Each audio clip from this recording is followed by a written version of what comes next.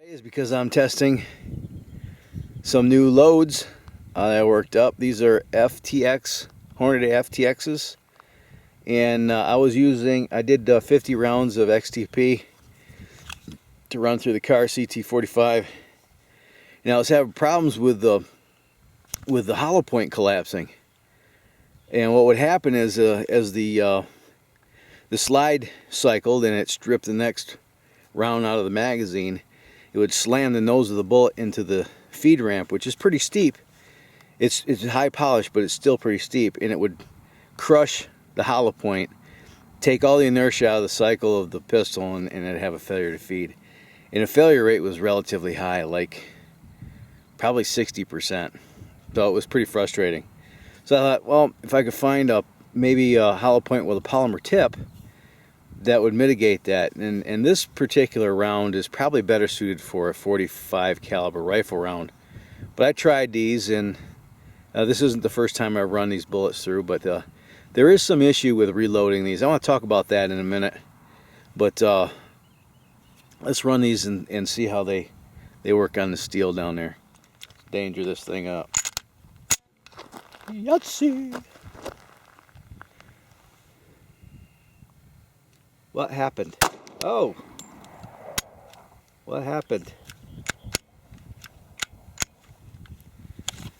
Maybe not so much, huh?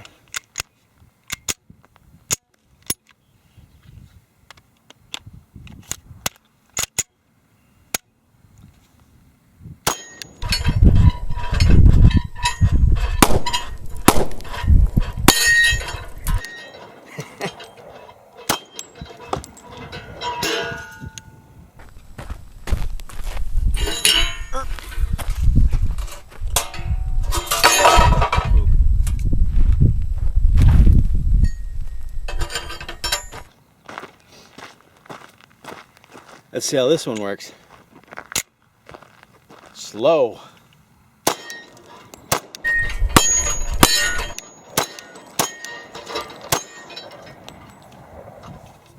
Oh! It almost fell over.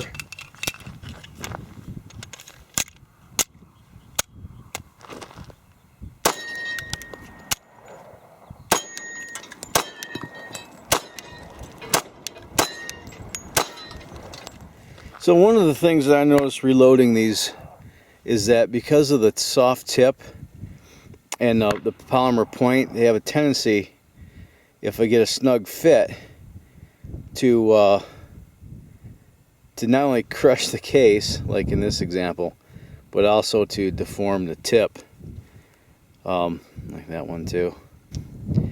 Probably if you're going to do something like that, you might want to have a dedicated die that you can modify, or find something that's I'm using Lee equipment, so it's trying to force a pointed bullet into the case with a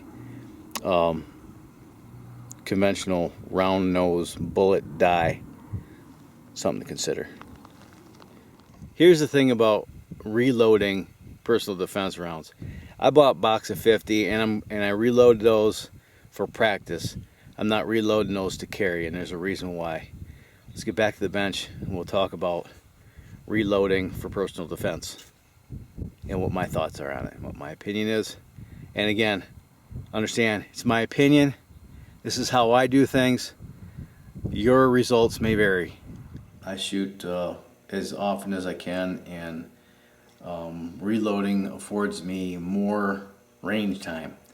I don't necessarily save any money because I'm still buying powder, bullets, and primers.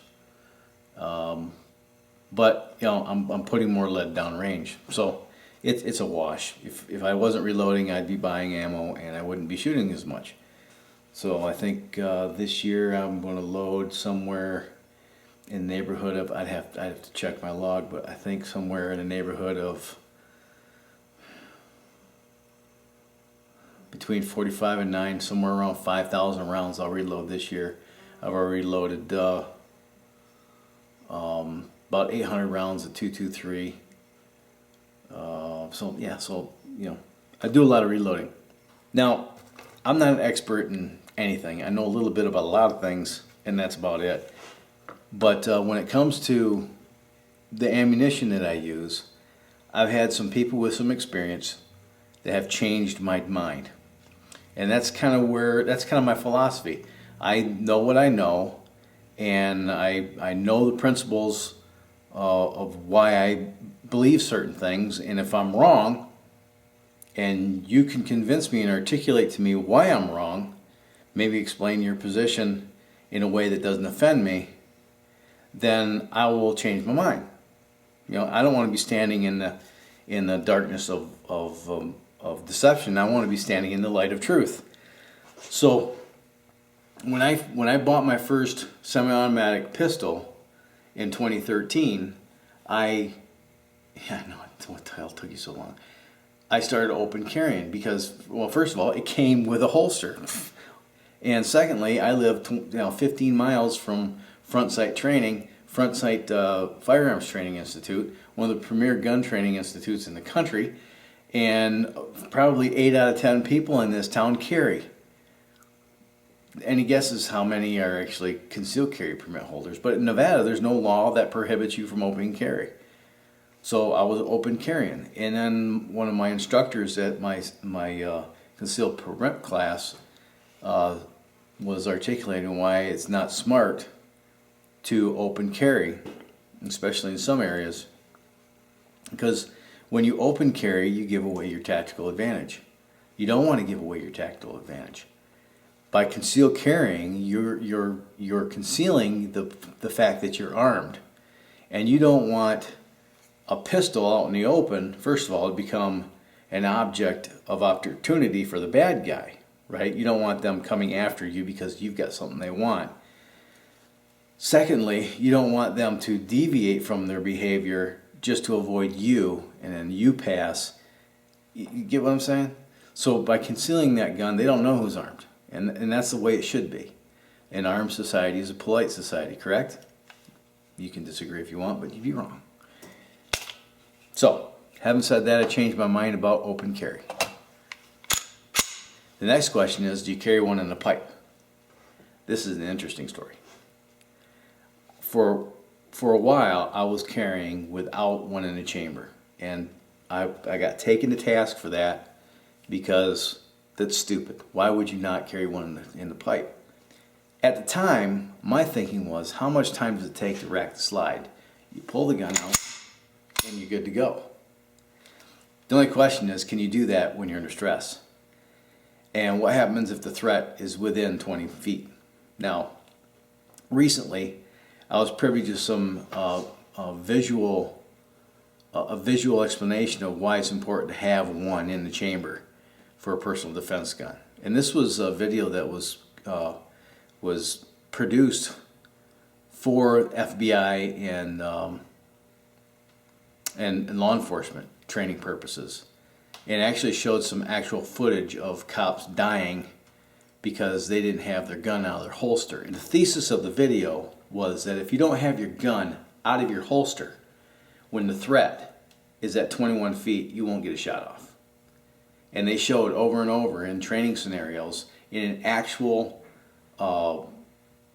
dash cam footage of cops getting their heads blown off with their own, in a couple instances with their own gun, because they didn't have their gun out of their holster at the ready for that threat. Once that threat reaches a certain distance from you, you should at least have your hand on the gun and pulling it out of the holster, because if that threat is within 21 feet and they bum rush you, you won't have enough time to react, get that gun out, and shoot. And even if you do get the gun out and get a round off, you're only going to get one round off, and that sumbitch is going to have enough inertia that he's going to be on you, and now you're in a gunfight. And it's the last thing you want to have is somebody jacked up on drugs or adrenaline or both fighting for your gun while you're trying to fight them off. So I changed my mind about open carry, and I changed my mind about keeping one in the chamber. Now, tell the story. This actually happened this last weekend at the gun show. You're not allowed to carry ammunition into the gun show. You can take your gun with you, but you have to check it. They have cops there at the front door, and they open up your gun, and they put a zip tie through it with a tag that says, this tag must remain with your firearm at all times while you're at the show. But I had this little bundle of joy with me. And I went to go check. I'm carrying my daughter, or actually it was my son. I had my son in my arms, and the cop asked me, do you have a firearm? And I said, yes, I do. He goes, well, we have to clear it. I said, I understand that. And I put my son down, and I pulled it out, and I went, do you want to clear it? He goes, absolutely. And he went on and started talking about how, people are always, muzzle, flashing the muzzle and saying, here's my gun.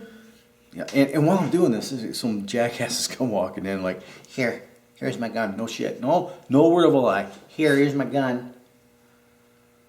It didn't have a magazine in it, but still, that's not the point. So I hand the cop my gun. I hand it like this. I said, here you go. You go ahead and clear it. He goes, oh, thank you. You know how much I appreciate that. It really makes me nervous when people hand me loaded guns. I said, you're a cop, you pussy. So first of all, he's struggling to get the thing open because he's obviously not. Oh, it's so hard. Oh. He's like, and he's turning and he's fidgeting. I said, you want me to do it? So he finally gets the magazine out and he hands it to me. And then he does this. Oh, that's a big no-no. Oh, that's a big no-no. Got one in the chamber.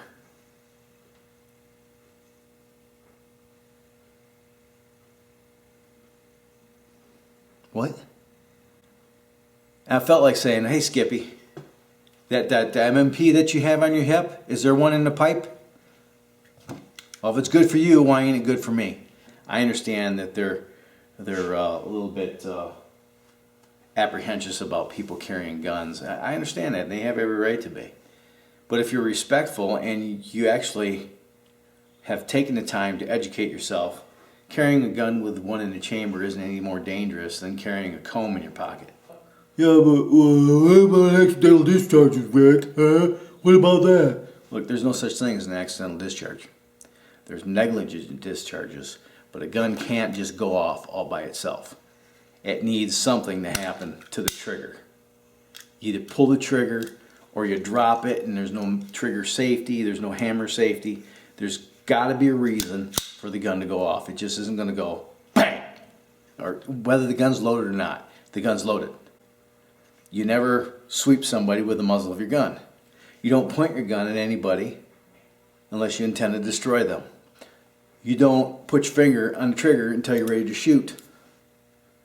You know your target and what's beyond it because the bullet might go through your target.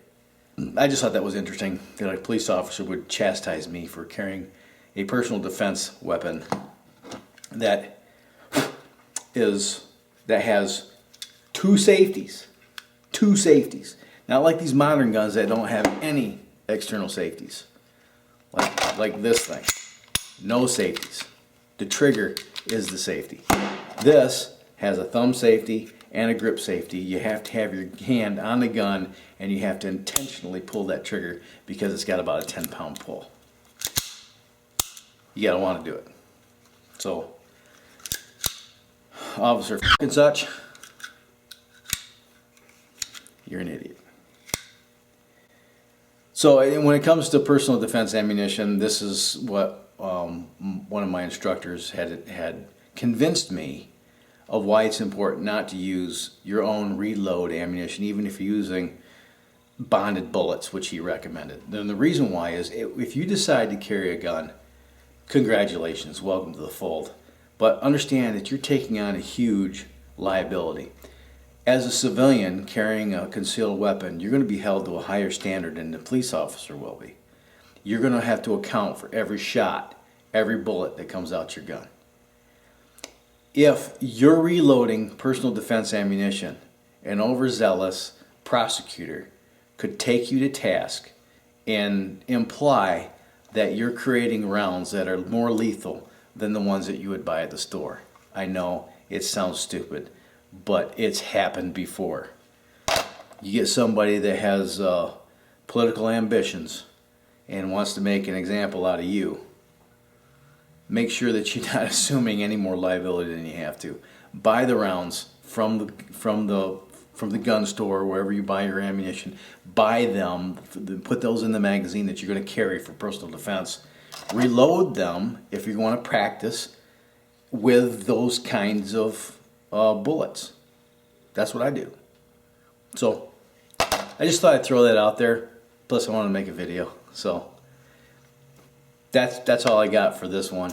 I hope you enjoyed it. If not, I'm sorry I wasted your time. But in the meantime, you have fun, stay safe, shoot straight, keep your powder dry, and you have yourself a splendid day. Bye now.